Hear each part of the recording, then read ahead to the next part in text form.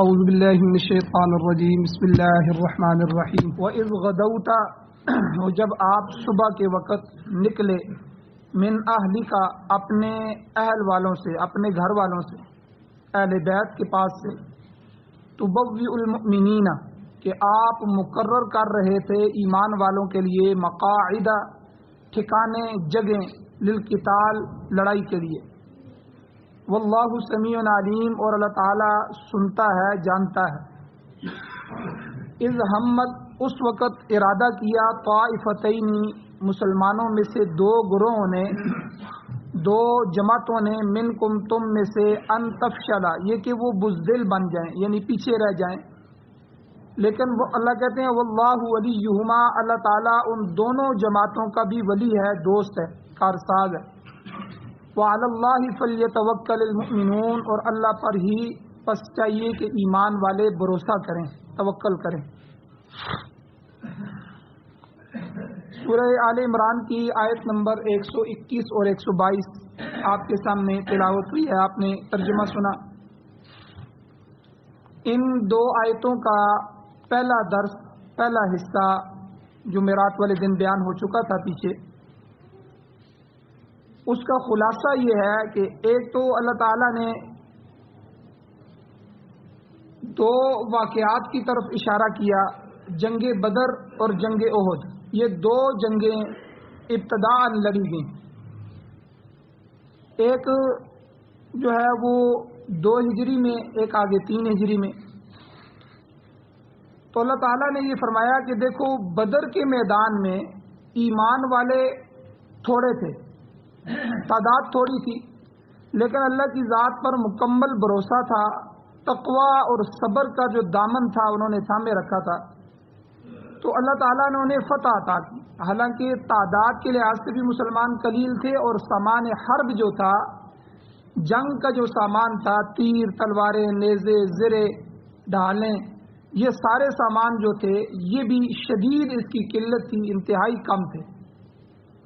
اور دوسری طرف احد کے میدان میں مسلمانوں کی تعداد بدر کی نسبت زیادہ تھی، مگر صبر اور تقوی میں تھوڑی سی کمی آنے کی وجہ سے شکست سے دوچار ہونا پڑا۔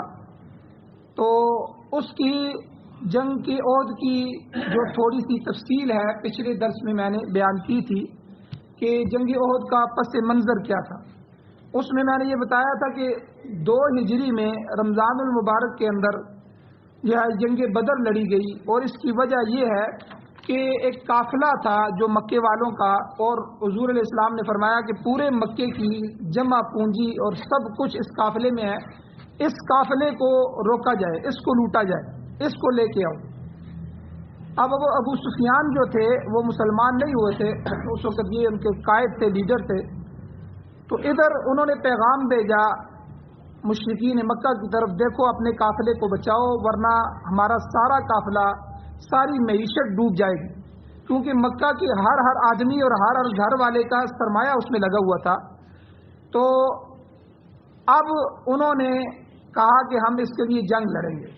تو یہ پس منظر تھا کہ وہ جنگ کے لیے آگے۔ پھر غزوہ بدر ہو گیا، بدر میں اللہ نے، قافلہ تو بچ گیا، لیکن ان کے ساتھ جو جنگ ہوئی، اللہ نے اس میں ان کو انتہائی شدید عزیمت اٹھانی پڑی، انتہائی سخت جنگ ہوئی، اور اس میں ان کا بہت نقصان ہوا۔ بڑے بڑے ائمہ کفر جو تھے، ان کے کفر کے جو امام تھے، سردار تھے، وہ بڑے بڑے ابو جہل جیسے، وہ اس میں 70 کے قریب سردار مارے گئے۔ تو لہذا وہ کسی کا بیٹا تھا، کوئی کسی کا باپ تھا، کوئی کسی کا چچا تھا، اسی طرح آپس میں ایک دوسرے کے رشتہ دار تھے۔ تو انہوں نے کہا کہ ہم اب غصے سے بھرے ہوئے ہیں، اب یہ جو قافلہ ہمارا پہنچ آیا ہے، اس کا جتنا نفع ہوگا اس سے ہم جو ہے سامان حرب، جنگ کا سامان خریدیں گے اور مسلمانوں پر حملہ کریں گے، ان کو ختم کریں گے، مدینہ طیبہ پر حملہ کرنا ہے۔ اور ادھر جب حضور کو خبر پہنچی تو حضور علیہ السلام نے صحابہ کو جمع کیا، ان سے مشورہ کیا۔ تو میں نے پچھلے درس میں بتایا تھا کہ اس مشورے میں 4 قسم کے طبقے سامنے آئے، انہوں نے مشورہ دیا، اور 2 رائے سامنے آئی۔ پہلا نوجوان طبقہ تھا، خصوصاً جو بدر میں شامل نہیں ہو سکے تھے، ان کا جوش تھا، ولولہ تھا، جذبے تھے ان کے۔ تو انہوں نے کہا جی دشمن کا مقابلہ ہمیں مدینہ میں رہ کے نہیں کرنا چاہیے، باہر کرنا چاہیے، میدان میں کرنا چاہیے. اور ایسے لوگوں کی اکثریت تھی، نوجوان تھے، اکثریت تھی. دوسرا طبقہ تھا انصار کا.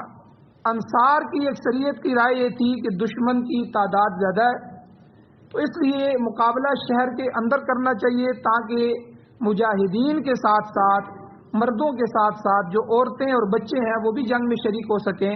وہ پتھراؤ کریں گے اور دشمن شہر کے اندر داخل نہیں ہوگا، ہم اسے ایک طرف یا دو طرف روک لیں گے، اور مقابلے کی ضرورت آئی تب بھی مرد آگے بڑھ کے مقابلہ کریں گے.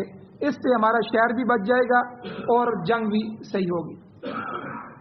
اور اسی طرح تیسرا طبقہ رئیس المنافقین، منافقوں کا سردار عبداللہ ابن ابی اور اس کی جماعت، انہوں نے بھی یہی رائے دی. انہوں نے کہا جی بالکل شہر کے اندر لڑنا چاہیے. اور چوتھی رائے خود حضور کی تھی.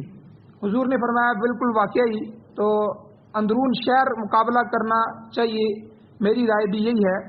لیکن وہی نہیں آئی تھی.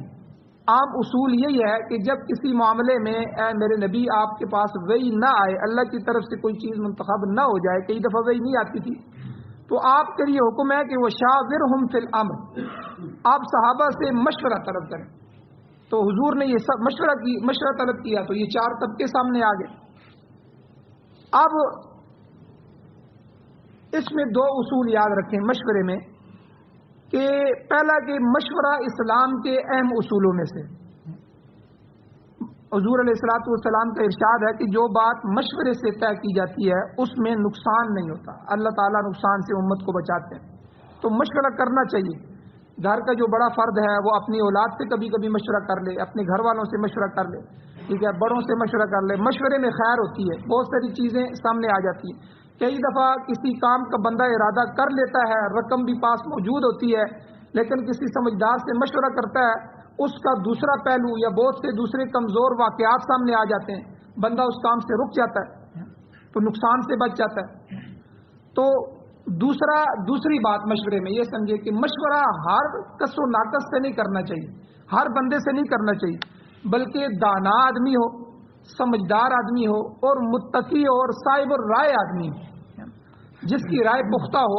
بعض خاندانوں میں بڑے عمدہ قسم کے لوگ ہوتے ہیں، سردار قسم کے لوگ ہوتے ہیں، سمجھدار قسم کے لوگ ہوتے ہیں، اور جو ہے بڑی اچھی رائے دیتے ہیں، مشہور ہوتے ہیں اس معاملے میں. تو اس لیے صاحب الرائے جو آدمی ہے اس سے مشورہ کرنا چاہیے. ٹھیک ہے، یہ شریعت کا ایک الگ اصول ہے، اس کی تشریح آگے اسی صورت میں آگے آ رہی ہے، مشورے کے ان جتنے اصول ہیں اس کے بارے میں. تو بہرحال حضور علیہ الصلوۃ والسلام نے مشورہ لے لیا. مشورے میں جو ہے تین طبقوں کی رائے حضور سمیت یہ تھی کہ جو ہے جنگ شہر کے اندر ہونی چاہیے، مدینہ کے اندر ہونی چاہیے. لیکن نوجوان جن کی اکثریت تھی، زیادہ لوگ تھے، تو اس میں حضور علیہ الصلوۃ والسلام نے نوجوانوں کا خیال کیا، ان کے جذبے کا. تو حضور نے کہا کہ چلو ٹھیک ہے، ہم جنگ باہر میدان میں نکل کے کریں. اب یہاں تک تو پچھلے درس میں تفصیلاً بیان ہوا تھا، میں نے خلاصہ بیان کر دیا. اب یہاں سے آگے کہ اسی دوران حضور علیہ الصلوۃ والسلام آرام کرنے کے لیے تھوڑی دیر کے لیے گئے تو حضور نے خواب دیکھے. خواب ایک تھا لیکن اس کے 3 حصے تھے. اس خواب کے 3 جز تھے جس کی تعبیر بعد میں حضور علیہ الصلوۃ والسلام نے خود بتائی. اچھا یاد رکھیں، یہ جو خواب ہوتا ہے یہ ایک الگ فن ہے، ہر عالم اور ہر بندہ اس کو نہیں جانتا، اور نہ اپنی خواب جو ہے ہر ایک کے سامنے بیان کرنی چاہیے. معبر قسم کے جو علماء ہوں یا معبر قسم کے عام لوگوں میں سے بھی بعض اس کی تعبیر کو جانتے ہیں، انہوں نے سیکھی ہوتی ہے، تو اس تعبیر کو جو ہے وہی رائے دے سکتے ہیں. میں اس کی آپ کو مثال دیتا ہوں. ہماری ایک کتاب ہے تعبیر الرؤیا، تو یہ محمد ابن سیرین رحمۃ اللہ علیہ نے لکھی ہے. یہ آج سے 1000 سال 1100 سال پہلے یہ بزرگ گزرے ہیں، تو انہوں نے لکھی تھی، اور یہ بہت بڑے اس فن کے ماہر تھے خواب کی تعبیر کے. تو ان کے سینکڑوں اور ہزاروں شاگرد ہوتے تھے جو ان سے خواب کی تعبیر پوچھتے تھے، سیکھتے تھے، اس کا فن تھا. تو اب میں ان کی 2 واقعات ایک ہی طرح کے سناتا ہوں لیکن تعبیر الگ ہے. اب ایک دفعہ یہ شاگردوں کو پڑھا رہے تھے تو ایک آدمی آ گیا. اس آدمی نے آ کے کہا کہ حضرت میں نے ایک خواب دیکھی ہے. خواب یہ دیکھی ہے کہ میں جس چارپائی پر سویا ہوا ہوں उस चारपाई के नीचे आग जल रही है, कोई चीज़ पड़ी हुई है, अंगारे वगैरह हैं, आग जल रही है। तो हजरत ने कहा कि भाई जल्दी जल्दी अपना मकान खाली करो, जो निकाल सकते हो निकालो, तुम्हारा मकान गिर जाएगा। और इसी तरह हुआ, वो जा गए, उसने मकान सामान निकाला तो मकान गिर गया। और कुछ अरसे के बाद, कुछ महीनों के बाद फिर शागिर्द पढ़ रहे थे, एक और आदमी आया, उसने आके यही ख्वाब जिक्र किया। उसने कहा कि हजरत मुझे ख्वाब आई है कि मैं सोया हुआ हूँ जिस चारपाई पे, उसके नीचे आग जल रही है, अंगारे पड़े हुए हैं, आग जल रही है। तो हजरत ने कहा कि भाई देखो तुम्हारे उस घर के अंदर कोई खजाना दफन है, तुम खोदो, तुम्हें उसमें खजाना मिलेगा। उस वक्त पुराने ज़माने के लोग अपने जो दिरहम और दीनार होते थे, ये इसको दफन करते थे, इसीलिए बहुत सा खजाना ज़मीन में दफन होकर भी रह गया है, जो लोगों को उनके मरने के बाद दूसरों को पता नहीं चल सका। तो पहले ज़माने में ये होता था, बैंक शेंक नहीं होते थे, ये दूसरे मामलात नहीं होते थे इतने, तो उस ज़माने में लोग अपने खजाने को दफन करते थे, फिर उनको पता होता था कि ये फला जगह मैंने दफन किया, जब ज़रूरत होती तो निकाल रहते थे। तो पुराना कोई खजाना था, उस जगह दफन था। तो हजरत ने कहा कि जो अब वो आदमी तो चला गया, उसको खजाना भी मिल गया। अब शागिर्द बड़े हैरान हुए, इन्होंने कहा कि उस्ताद जी बात सुने कि पहला जो आदमी आया था, ख्वाब उसने यही बयान की थी, उसकी ताबीर आपने अलग दी। अब ये जो आदमी आया है, इसने भी ख्वाब वही बयान किया है, इसकी ताबीर आपने अलग दी है। तो हजरत ने कहा कि भाई देखो, वो जब आया था पहला आदमी, वो गर्मियाँ थी, गर्मियों में कोई आग से फायदा नहीं उठाता, गर्मियों में आग से आदमी दूर भागते हैं, गर्मी होती है, गर्मियों में आग निशानी है नुकसान की। तो इसलिए मैंने उसको कहा कि जो तुम्हारी चरपाई के नीचे ये आग जल रही है, इसका मतलब है इधर ही तुम्हें नुकसान होने वाला है। और दूसरा जो आदमी आया था, वो तो सर्दियों में आया था, सर्दियों में आग नफे की चीज है, हर आदमी उसको लेता है, उसको सीखता है, उस पर हाथ रखता है, गर्म करता है, उस कमरे में रखता है, ठीक है, उससे फायदा उठाता है। तो इसलिए जो है ये नफ़े की चीज़ थी। मुझे फिर इससे मैंने ताबीर दी कि तुम्हें ये जो नफ़ा है तुम्हारे घर के अंदर से मिलने वाला है, और घर के अंदर का नफ़ा क्या है, घर की चीज़ें तो वैसे ही उसकी हैं, तो इसका मतलब है कि ज़ायद नफ़ा है, वो ज़ायद नफ़ा खजाने की सूरत में ही हो सकता है। तो यानी ये जो ताबीर होती है, इसके कई रुख होते हैं। तो कहने का मकसद ये, और हुजूर अलैहिस्सलाम की ये आदत होती थी कि फजर की नमाज के बाद हुजूर पीछे रुख करके बैठते थे और सहाबा से पूछते थे कि भाई किसी को कोई ख्वाब आई है। जब कोई ख्वाब बताता तो हुजूर उसकी ताबीर भी बताते थे, कई रवायात में आता है, कई अहादीस में आता है। तो बहरहाल इस मौके पे ग़ज़वा उहद में तो ख्वाब के भी बहुत से अहकाम हैं, इंशाअल्लाह फिर किसी मौके पे बयान किए जाएंगे। तो हुजूर अलैहिस्सलाम ने इस मौके पे जब सहाबा से मशवरा लिया और बात तय हो गई, अब हुजूर ने कहा कि ठीक है, 3 तबके इस तरफ हैं, लेकिन उस तरफ नौजवान है और अक्सरियत में, चलो उनका ख्याल करते हैं, बाहर मैदान में लड़ते हैं। तो अब हुजूर आराम करने लगे तो हुजूर ने यह ख्वाब देखा, और इस ख्वाब में 3 किस्से, यानी 3 अलग चीज़ें, 3 अलग कैटेगरियों में यह ख्वाब देखा। पहला ये कि हुजूर ने सहाबा को बताया कि मैंने ख्वाब में एक गाय देखी है कि गाय जो ज़िबा शुदा है, ज़िबा हो चुकी है, तो मैंने ऐसी गाय देखी जिसकी ताबीर हुजूर ने ये फरमाई कि हमें अल्लाह की तरफ से खैर हासिल होगी। और ख्वाब का दूसरा हिस्सा हुजूर ने ये बयान फरमाया कि मैंने अपनी जो तलवार है, हुजूर की जब तलवार थी उसका नाम जुल्फ़िकार था, जुल्फ़िकार, कई तलवारें थी, उनमें से एक तलवार जुल्फ़िकार थी जो ग़ज़वा उहद में हुजूर के पास थी। हुजूर कहते हैं कि मैंने इस अपनी तलवार को हरकत दी तो वो तलवार टूट गई ख्वाब में, और उसके जो सामने वाला हिस्सा है उसमें दंदाने पड़ गए, जिस तरह हम किसी चीज़ को लोहे पे मारें, दरांटी को या किसी को, आगे दंदाने पड़ जाते हैं। तो हुजूर ने फरमाया इस तरह एक तो वो टूट गई, दूसरे उसके दंदाने पड़ गए। फिर हुजूर ने इसकी ताबीर दी कि हमें इसमें कुछ शिकस्त भी होगी, हजीमत होगी। और मौर्रिख तारीखदान जो है इब्न हिशाम, वो लिखते हैं कि तलवार में दंदाने पड़ने की एक ताबीर हुजूर ने ये भी फरमाया कि मेरे अहले बैत में से, मेरे ख़ानदान में से एक शख्स जो बहुत ही अजीज़ है, बहुत ही प्यारा है, वो शहीद होगा। चुनांचे ये ख्वाब भी बाद में सही हुई कि हुजूर अलैहिस्सलाम की इंतहाई महबूब चचा सैयदुश्शुहदा हज़रत अमीर हमज़ा रज़ी अल्लाह ताला अन्हु इंतहाई बेदर्दी के साथ इस जंग में शहीद किए गए। उनके नाक कान काट दिए गए, उनका दिल और कलेजा निकाला गया, उसको चबाया गया। तो بہرحال یہ دوسرا جز تھا. تیسرا جز خواب کا حضور علیہ السلام نے یہ بیان فرمایا کہ میں ایک محفوظ مقام میں ہوں اور اپنا ہاتھ زرہ میں ڈال رہا ہوں. زرہ وہ ہوتی ہے جو گول سی ہوتی ہے بڑی، جس سے دشمن سے بچاؤ کیا جاتا ہے، ہاتھ میں اس کو پکڑا جاتا ہے. ایک ہاتھ سے تلوار چلائی جاتی ہے، دوسرے ہاتھ سے دشمن کے وار کو روکا جاتا ہے. تو ڈھال، اس کو ڈھال کہتے ہیں. اور زرہ جو ہوتی ہے وہ جسم کے اوپر وہ خول ہوتا ہے، خود ہوتا ہے جو لوہے کا جو ہے وہ بڑی بڑی کڑیوں کے ساتھ ملا ہوتا ہے. تو حضور فرماتے ہیں کہ ایک محفوظ مقام میں تھا تو میں نے اپنا ہاتھ اس زرہ میں ڈالا. تو آپ علیہ الصلوۃ والسلام نے فرمایا کہ اس سے مراد مدینہ منورہ ہے، کہ میں نے مدینہ منورہ کی رائے دی ہے. تو بہرحال نبی علیہ الصلوۃ والسلام کی ذاتی رائے بھی مدینہ کے اندر رہ کر مقابلہ کرنے کی تھی، مگر آپ علیہ السلام نے اکثریت کی رائے کو تسلیم کرتے ہوئے باہر نکلنے کا فیصلہ کر لیا تھا.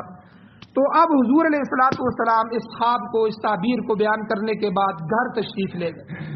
اب جب گھر تشریف لے گئے، آپ نے زرہ پہن لی، تو زرہ پہن کے باہر تشریف لائے. اب وہ جو نوجوان صحابہ تھے، بعض جو صحابہ نوجوان تھے، ان کو شرمندگی ہوئی، ندامت ہوئی کہ بھائی ہم نے حضور کی رائے کے خلاف رائے دے دی. اتنا بڑا طبقہ تھا وہ مدینہ کے اندر رہ کے لڑنا چاہتا تھا، اور ہم نے جو ہے گویا کہ اکثریت نے رائے دی ہے، اس لیے حضور مجبور ہو گئے ہیں یا حضور نے اس کو پسند کیا ہے. بہرحال ہمیں یہ نہیں کرنا چاہیے تھا. تو انہوں نے حضور سے عرض کیا کہ حضور ٹھیک ہے، آپ کی اگر رائے کے مطابق بہتر یہی ہے کہ دشمن کا مقابلہ شہر کے اندر کیا جائے، تو ہم بھی یہی کہتے ہیں کہ آپ شہر کے اندر جو ہے وہ لڑائی کو کریں، باہر نہ نکلیں. مگر حضور علیہ الصلوۃ والسلام نے ایک حدیث ارشاد فرمائی. حضور نے فرمایا کسی نبی کے لیے یہ مناسب نہیں ہے، لائق نہیں ہے کہ وہ ہتھیار پہن کر پھر رک جائے، لہذا اب باہر نکل کر ہی مقابلہ کرنا ہوگا. اب یہ طے ہو چکا ہے، اب میں زرہ پہن چکا ہوں. کیونکہ اگر مدینہ میں رہ کے لڑتے تو حضور کو زرہ پہننے کی ضرورت تو نہیں تھی، تو جب ضرورت پیش آتی تو اس وقت پہن لیتے، ٹھیک ہے، تلوار لینے کی. اب زرہ پہن کے تیار ہو کے میں باہر آ گیا ہوں. اب میرے لیے یہ لائق نہیں ہے، مناسب نہیں ہے کسی نبی کے لیے بھی کہ ایسا جب ہو جائے تو پھر وہ اپنی زرہ اتار دے. ظاہر بات ہے اب دشمن کے آنے کا انتظار کرنا ہوگا، 2 دن میں آتا ہے، 4 دن میں آتا ہے، زرہ اتار دینی ہوگی، تو یہ نبی کے لیے لائق نہیں ہے، اب باہر ہی چلیں گے. تو اب پھر چنانچہ رمضان المبارک کا مہینہ گزر چکا تھا. رمضان کے بعد اگلا مہینہ تھا شوال کا مہینہ. رمضان کے بعد جو اسلامی مہینہ اگلا آتا ہے شوال کا مہینہ. یہ شوال کے مہینے کی 12 یا 13 تاریخ تھی اور جمعے کا دن تھا. حضور علیہ الصلوۃ والسلام نے جمعے کی نماز مدینہ منورہ میں ادا کی اور صحابہ کو پڑھائی، اور جمعے کے بعد اپنے جانثار صحابہ کے ساتھ عود کی طرف روانہ ہو گئے. اب یہاں ایک عجیب واقعہ پیش آیا. اب جب صحابہ اور حضور روانہ ہوئے تو لشکر میں 1000 صحابہ تھے، 1000 تعداد تھی. لیکن جب تھوڑا سا آگے چلے تو راستے میں سے 300 لوگ الگ ہو گئے، واپس ہو گئے مدینہ. انہوں نے کہا جی ہم نے نہیں جانا. اب یہ واقعہ کیا ہوا؟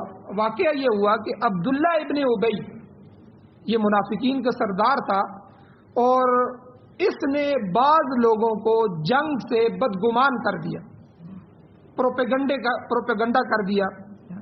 تو یاد رکھیں پروپیگنڈا جنگ کا بڑا ہتھیار ہے. یہ پروپیگنڈا جو ہوتا ہے یہ جنگ کے اندر کسی چیز کے بارے میں اتنا پروپیگنڈا پہلے ہی پھیلا دو کہ دشمن کی جو فوجیں ہیں ان کی ہمتیں پست ہو جائیں. تو یعنی کہ وہ پروپیگنڈا نفسیاتی طور پر کسی چیز کا بھی ہو سکتا ہے. تو اب اس نے لوگوں کو کہا کہ دیکھو میں نے شہر میں لڑنے کی رائے دی تھی، میرے رائے کی مخالفت کی گئی ہے، مجھ سے اتفاق نہیں کیا گیا. دوسرا، دشمن کے مقابلے میں مسلمانوں کی تعداد تھوڑی ہے اور اس کے پیش نظر وہ کمزور ہیں، لہذا ہم اپنے آپ کو ہلاکت میں نہیں ڈالنا چاہتے. اگر یہ اپنے آپ کو اور حضور اور ساتھی لے کے جانا چاہتے ہیں تو یہ چلے جائیں، اس لیے ہم ان کے ساتھ نہیں جائیں گے، یہ تو کھلی موت ہے. تو اتنے کم ساتھی لے جا کے دشمن کی تعداد زیادہ ہے، پھر اس کے مقابلے میں میدان میں لڑا جائے، تو اس لیے یہ بات اچھی نہیں ہے. اب یہ ایک پروپیگنڈا اس نے کیا. تو چونکہ یہ لوگ سارے کے سارے منافق نہیں تھے، یہ 300 بندہ جو نکلا تھا، مگر چونکہ عبداللہ ابن ابی کے زیر اثر تھے اس لیے اس کے کہنے میں آ گئے. تو بہرحال ان میں سے بہت سے لوگ منافق بھی تھے وہ 25 تھے یا 30 تھے، لیکن ان کی تعداد بتائی نہیں گئی. تو جو عبداللہ ابن ابی کی طرح بظاہر تو ایمان لا چکے تھے مگر اندر سے اسلام کے اور حضور کے دشمن تھے، منافق تھے. تو اس میں ایک بات میں پروپیگنڈے کی بتا دوں کہ یہ جو میڈیا ہے، میڈیا یورپ کا اور عیسائیوں اور یہودیوں کا بڑا ہتھیار. ہر بندہ ہم میں سے میڈیا کے ساتھ وابستہ ہے. ہم خبریں سنتے ہیں، اسی کو سچ سمجھتے ہیں، حالانکہ خبروں میں سے 40% چیزیں بھی سچ نہیں ہوتی، 60% وہ جھوٹ ہوتا ہے. اور ہر خبر میں جو ہے وہ کوئی تاثر دیا جاتا ہے. تو یہ پیچھے پورا ایک طبقہ ہوتا ہے جو بیٹھا ہوتا ہے، خبر کو بناتا ہے، اس کے ارد گرد جو ہے وہ پورے حدود اربع کو دیکھتا ہے، اس کے اثرات کو دیکھتا ہے، پھر وہ خبر جو ہوتا ہے. بعض دفعہ کوئی واقعہ ہو جاتا ہے، اب اس واقعے سے نظر کو ہٹانے کے لیے ایک اور واقعہ رونما کیا جاتا ہے، پھر اس بڑے واقعے کو چھپانے کے لیے اس واقعے کی خبریں لگائی جاتی ہیں جو دوسرا واقعہ ہوتا ہے. قوم کی خبر، سارا ذہن ادھر چلا جاتا ہے اور اس سے وہ بچ جاتے ہیں جس سے دشمن کو نقصان ہو رہا ہوتا ہے. تو بہت سارے واقعات. اس میں آپ کو ایک بات بتاتا ہوں. اس وقت میڈیا یہودیوں کے پاس ہے، یہ سارا بھی میڈیا، کوئی بھی مسلمان چینل ایسا نہیں ہے جو اسلام کے مطابق اسلام کی خبریں دے، بہت کم ہیں. تو زیادہ تر یہ جو ہے، اب ہمارے حضرات ایک مثال دیتے ہیں کہ جب قیامت کے قریب جو ابھی زمانہ آنے والا ہے، حضرت امام مہدی تشریف لائیں گے اور وہ بیت اللہ میں ہوں گے، وہ حج کر رہے ہوں گے، اور حج کرتے ہوئے جتنے بھی اولیاء اللہ ہیں اور علماء ہیں وہ لوگ ان کو پہچان لیں گے اور ان کے ہاتھ پر بیعت علی الجہاد کریں گے. اب یہ حدیث میں آتا ہے، یہ ساری احادیث موجود ہیں جن کا میں نے خلاصہ بیان کیا. اب ان کے ہاتھ پر بیعت ہوگی کہ ہم اب پوری دنیا سے لڑیں گے اور جہاد ہوگا. اب ظاہر بات ہے کہ سعودیہ کو اور ان لوگوں کو تو یہ چیزیں پسند نہیں ہیں، یہ تو ابھی یہودیوں کے پیچھے چل رہے ہیں، جو کچھ ہو رہا ہے وہ تو آپ کے سامنے ہے. اب یہ پروپیگنڈا کیا جائے گا میڈیا کے ذریعے. ظاہر بات ہے وہاں سے جو ہے جنگ کی ابتدا ہوگی، جہاد کی ابتدا ہوگی. اب وہ پروپیگنڈا کریں گے جی بہت سارے دہشت گرد جو ہے بیت اللہ میں گھس آئے ہیں اور انہوں نے مینا کے اندر خیمے جلا دیے ہیں اور بیت اللہ کی حرمت کو پامال کر دیا ہے اور ان کے خلاف نکلا جائے. اور سعودی حکومت جو ہے وہ بھی ان کے خلاف اقدام کر رہی ہے. تو دنیا کو تو نہیں پتا یہ کیا ہوا ہے، دنیا کو تو پتہ چلتا ہے میڈیا سے. اب دنیا اسی پہ یقین کرے گی، یعنی 75%، 80% لوگ دنیا کے کہیں گے یہ واقعی دہشت گرد ہیں، دیکھو جو ہے بیت اللہ کو انہوں نے خراب کر دیا، وہاں سے یہ باتیں شروع ہو گئی ہیں، وہاں سے نکلے ہیں. وہ تو ایمان والے آہستہ آہستہ ان کو پہچانیں گے، جس کے مقدر میں ہوگا وہ ان کے لشکر کا حصہ ہوگا. ورنہ جو ہے یہ تو بڑے امتحان کے دن ہوں گے، کیونکہ آگے دجال آنے والا ہوگا اور اس طرف سے حضرت عیسیٰ علیہ السلام نے اترنا ہوگا اس کو قتل کرنے کے لیے. یہ تو مختصر مدت ہوگی. تو یعنی یہ پروپیگنڈا کیا جائے گا پوری دنیا میں. اب وہ پکا سچا عقیدہ جس کے جو ہے مسلمان منتظر ہیں اور ان کے عقیدے میں یہ بات ہے کہ حضرت مہدی آنے والے ہیں، اب اس پورے عقیدے کو، ذہن کو خراب کر دیا جائے. یہ میں ایک مثال دے رہا ہوں، تو اسی طرح کی بہت سی مثالیں ہیں. تو بہرحال یہاں بھی عبداللہ ابن ابی نے پروپیگنڈا کیا. آپ اندازہ لگائیں، حضور کی جماعت ہے، حضور کے ساتھ 1000 آدمی نکل رہے ہیں، حضور ابھی موجود ہیں، تو 300 آدمی الگ ہو جاتا ہے. تو اب اس نے یہ پروپیگنڈا کیا، لوگوں کو کہا دیکھو بھائی کھلے نقصان میں نہ پڑو، ٹھیک ہے، ہم نے رائے دی تھی، خود حضور کی بھی تو رائے یہی تھی نا، یہ تو نوجوانوں کی وجہ سے ایسا کر لیا انہوں نے. تو اب بعد میں آ کے انہوں نے کہا بھی ہے کہ دیکھو جی حضور ہم سے رائے ہو گئی ہے، آپ اپنے رائے پہ عمل کریں. لیکن حضور نے کہا کہ نبی کے لیے مناسب نہیں ہے کہ وہ زرہ پہن لے پھر اس کو اتار دے، اس لیے آپ جنگ بار لڑنی ہوگی. دیکھو حضور کا مزاج بھی تو یہی تھا، اس لیے ہم نہیں جاتے. تو اب جو ہے بہرحال حضور علیہ السلام 700 افراد رہ گئے، 700 افراد کو لے کر وہاں سے آگے احد کے میدان میں نکل گئے. صبح کا وقت تھا، آپ نے اگلے دن صبح کی نماز وہیں پر ادا کی. اسی بات کی طرف اشارہ کرتے ہوئے ان آیتوں میں اللہ فرماتے ہیں وَإِذْ غَدَوْتَ، اس وقت کو آپ یاد کریں، دھیان میں لائیں کہ جب آپ صبح کے وقت نکلے، من اہلک، اپنے گھر والوں سے. اچھا یہاں علماء نے عجیب نقطہ بیان کیا، من اہلک، یہ لفظ ذرا یاد رکھیں.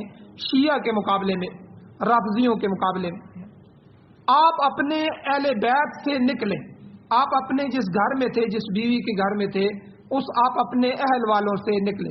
قرآن نے اہل بیت کہا ہے، ازواج مطہرات کو. اور اس روز غزوہ احد میں آپ کا قیام جس بیوی کے گھر میں تھا وہ ام المؤمنین حضرت عائشہ صدیقہ رضی اللہ تعالیٰ عنہ. آپ اندازہ لگائیں، آپ حضور جو ہے اس رات جو ہے اس میں اما عائشہ صدیقہ کے حجرہ میں تھے، اور اسی سے حضور نے ہتھیار باندھے، اسی میں زرہ باندھی، اسی سے حضور تیار ہو کے نکلے. تو یہاں مفسرین اکرام نے استدلال کیا ہے کہ ام المؤمنین حضرت عائشہ صدیقہ اور اسی طرح ساری امہات المؤمنین حضور علیہ السلام کے اہل بیت میں شامل ہیں. یہ اہل بیت کا لفظ گھر والا ہے، ٹھیک ہے. سب سے پہلے میں آپ کو کہتا ہوں بھئی آپ کے گھر والوں کا کیا حال ہے، تو گھر والوں سے مراد یہ ہوتا ہے بیوی بچوں کا کیا حال ہے. پھر اس کے بعد ہوتا ہے آپ کے والدین کا کیا حال ہے، نواسوں کا کیا حال ہے، پوتوں کا کیا حال ہے. نواسے اور پوتے حضور کے جو ہے بعد میں شامل ہوئے اہل بیت میں. پہلے اہل بیت جو ہے وہ حضور کے اپنے گھرانے ہیں، اپنی بیویاں ہیں، ٹھیک ہے. اگر اولادیں ہیں تو اولادیں ہیں، حضور کی بیٹیاں، حضور کی بیویاں، پھر حضور کی بیٹیوں کے بیٹے یا نواسے آگے آگے. تو اس لیے روافض یہ کہتے ہیں کہ حضور کی بیویاں جو ہیں وہ اہل بیت نہیں. اب دیکھیں انہوں نے اتنا پروپیگنڈا کیا کہ سنی بھی آج ابھی فوراً اہل بیت کا نام لیا جائے تو ہمارا نواسوں پہ ذہن چلا جاتا ہے، ہم بیویوں کو بیچ میں شامل نہیں کرتے، بیٹیوں کو شامل نہیں کرتے. قرآن نے یہاں اہلکہ کا لفظ لگا کے بتا دیا کہ آپ کے اہل بیت، آپ اپنے اہل بیت سے نکلے، ان کے گھر سے، آپ اپنے اہل والوں سے نکلے. تو یہ روافض جو ہے ان کا یاد رکھیں. ام المؤمنین حضرت عائشہ صدیقہ رضی اللہ تعالی عنہ کے بارے میں یہ عقیدہ ہے کہ وہ اہل بیت میں سے نہیں ہے. ایک تو ان کو وہ اہل بیت سے خارج کرتے ہیں، دوسرا نعوذ باللہ وہ ان کو منافق کہتے ہیں، اور اس کے علاوہ بہت سے جو ہے بہتان امی عائشہ صدیقہ پر لگاتے ہیں. تو بہرحال اس لفظ نے ان کے اس عقیدے کی تردید کر دی کہ اللہ نے خود کہا کہ آپ صبح کے وقت جنگ کے لیے اپنے اہل بیت میں سے نکلے، اور اس وقت حضور حضرت امی عائشہ صدیقہ کے گھر میں تھے. تو بہرحال حضور علیہ الصلوۃ والسلام میدان احد میں پہنچ گئے. تو حضور علیہ الصلوۃ والسلام کو قرآن کہتا ہے تبوئ المؤمنین مقاعد للقتال، آپ لڑائی کے لیے مومنین کے ٹھکانے مقرر کر رہے تھے. جگہ مقرر کرنا، ڈیوٹی لگانا، جنگ کے تقاضوں کے مطابق صف بندی کرنا وغیرہ وغیرہ، یہ سب چیزیں ہوتی ہیں، یہ سب کی سب تبوئ المؤمنین مقاعد للقتال میں آتی ہیں. یہ صاف بتلا رہی ہیں کہ جنگ بدر کی طرح جنگ احد میں بھی کمان جو ہے وہ خود حضور کے ہاتھ میں تھی. آپ علیہ الصلوۃ والسلام کے علاوہ کوئی دوسرا کمانڈر نہیں تھا. کئی جنگوں میں حضور نے کسی اور کو بھی بنا کے بھیجا ہے، بہت سی جنگوں میں بہت سے صحابہ کو بھیجا ہے، حضور خود نہیں گئے، لیکن اس جنگ میں کمان خود حضور کر رہے تھے. تو آپ علیہ الصلوۃ والسلام نے میدان جنگ کا اچھی طرح جائزہ لیا، احد پہاڑ کو دیکھا، میدان کو دیکھا. یہ جو احد پہاڑ ہے یہ تقریباً 6-7 میل لمبا ہے، تو اس کے اوپر یہ چوڑا ہے اور لمبا ہے، پھیلا ہوا ہے. تو آپ نے جنگی جو حکمت عملی تھی اس کے تحت پہاڑ کے ایک درے کے اوپر عبداللہ ابن جبیر رضی اللہ تعالیٰ عنہ کو سردار بنا کے ان کی سرکردگی میں 50 تیر اندازوں کا ایک دستہ اس کو فرمایا کہ آپ نے یہ جگہ نہیں چھوڑنی، خوب چوکنے رہو، ہوشیار رہو، کہیں دشمن پشت پر سے حملہ نہ کرے، کیونکہ یہ پشت تھی پورا احد پہاڑ حضور کے پیچھے تھا، اور وہاں ایک بڑا درہ تھا جو بیچ میں نکل رہا تھا. باقی بڑا پہاڑ تھا، وہاں سے وہ نہیں اتر سکتے تھے، وہاں نظر بھی تھی، اترتے ہوئے بھی جنگ ہو سکتی تھی. یہ نیچے آ کے درہ تھا، تو اس پہ 50 تیر انداز سے حضور نے بٹھا دیے کہ بھائی آپ جنگ میں کچھ بھی ہو جائے آپ نے یہاں سے نہیں ہلنا، آپ نے چوکنا رہنا. ان سے ایک غلطی ہوئی جس کی وجہ سے بعد میں یہ جیتی ہوئی جو ہے وہ جنگ وہ شکست میں بدل گئی. تو بہرحال اس کا آگے تفصیلاً تذکرہ انہی آیات میں آ رہا ہے. تو یہاں اللہ تعالیٰ نے اتنا ہی بیان فرمایا کہ حضور آپ ان کے لیے جگہ مقرر کر رہے تھے، یہ آپ نے ادھر ٹھہرنا ہے، آپ نے ادھر ٹھہرنا ہے، یہ میمنہ ہے، یہ میسرہ ہے. اور فوج کو 3 حصوں میں تقسیم کیا جاتا تھا اس وقت، یہ دائیں رجمٹ ہے، یہ بائیں رجمٹ ہے، اور درمیان میں قائد اور کمانڈر ہوتا تھا، وہ بھی رجمٹ ہوتی تھی. جتنی بھی فوج ہو 3 حصوں میں ہوتی تھی. پھر میمنہ کا سردار بنایا جاتا تھا، میسرہ دوسری طرف یعنی دائیں بائیں کے کمانڈر بنائے جاتے تھے، درمیان میں بڑا کمانڈر جو ہے وہ کمان کرتا تھا. اس کے علاوہ جہاں جہاں چوکیاں، جہاں کسی تھوڑی جماعت کو کھڑا کرنا ہوتا وہ کھڑا کیا جاتا تھا. تو اسی طرح حضور نے یہ سارا کیا. اس کو قرآن اس لفظ میں کہتا ہے کہ تبوئ المؤمنین مقاعد للقتال، کہ جب صبح کے وقت آپ اپنے اہل بیت میں سے نکلے تو آپ ایمان والوں کے لیے لڑائی کرنے کے لیے آپ جو ہے وہ تیار کر رہے تھے، ان کو جگہ بتا رہے تھے، ان کی ڈیوٹیاں لگا رہے تھے. آخری لفظ اللہ تعالیٰ فرماتے ہیں کہ اذ ہمت طائفتان منکم ان تفشلا، کہ دو جماعتوں نے تم میں سے بزدلی دکھائی. تو بہرحال یہ دو قبیلے کون تھے، ان کا واقعہ کیا ہوا تھا، تو انشاءاللہ کل کے درس میں بیان کیا جائے گا. تو آگے پورا غزوہ احد آگے آ رہا ہے، آہستہ آہستہ کیا کیا واقعات ہوئے، کس طرح جنگ جیتی گئی، جنگ میں کیا حالات ہوئے، اور اللہ نے کس طرح صحابہ کرام کو معاف کر دیا اور ان کی جو ہے اوپر اللہ تعالیٰ نے رحم فرمایا اور ان کے ساتھ جنت کا وعدہ فرمایا. انشاءاللہ یہ ساری چیزیں آگے آ رہی ہیں. تو یہ جو صحابہ سے میں نے اس دن بھی بیان فرمایا تھا کچھ غلطیاں ہوئی ہیں، یہ امت کو سبق سکھانے کے لیے، ورنہ صحابہ محفوظ ہیں، ان سے غلطی نہیں ہوتی، وہ حضور کے دیوانے تھے، جانثار تھے. اللہ نے کچھ نہ کچھ ایسا ہوا ان سے کروایا گیا تاکہ جو ہے وہ امت کو کچھ اسباق ملے. تو اللہ تعالیٰ سے دعا ہے اللہ ہمیں عمل کی توفیق عطا فرمائے. آمین. الحمدللہ رب العالمین والعاقبۃ للمتقین والصلاۃ والسلام علی رسولہ النبی الامی الکریم. اللهم ربنا آتنا فی الدنیا حسنۃ وفی الآخرۃ حسنۃ وقنا عذاب النار. یا اللہ ہماری کمیوں کوتاہیوں کو معاف فرمائیے، درگزر فرمائیے، صغیرہ کبیرہ گناہوں کو معاف فرمائیے. یا اللہ قرآن و سنت کو سننے سمجھنے اس پر عمل کرنے کی توفیق عطا فرمائیے. یا اللہ قرآن و سنت کو پوری دنیا میں غالب فرمائیے. یا اللہ ہمیں جہاد کرنے کی توفیق عطا فرمائیے. یا اللہ کفر کی دوستی سے آپ نے منع فرمایا، یا اللہ اس کی دشمنی کو سمجھتے ہوئے یا اللہ اس سے جہاد کرنے کی توفیق عطا فرمائیے. مجاہدین اسلام کی مدد و نصرت فرمائیے. ہمارے یا اللہ بچوں کو قرآن کا حافظ، قاری، عالم، مفتی، مجاہد، غازی، شہید اور دین کا داعی بنائیے. یا اللہ ہم سب کا خاتمہ ایمان پر فرمائیے. جو بیمار ہیں ان کو شفا عطا فرمائیے. یا اللہ جو ایمان کی حالت سے اس دنیا سے جا چکے ہیں یا اللہ ان سب کی بخشش فرمائیے. صلی اللہ تعالی علی خیر خلقہ محمد و آلہ و اصحابہ اجمعین برحمتک یا ارحم الراحمین.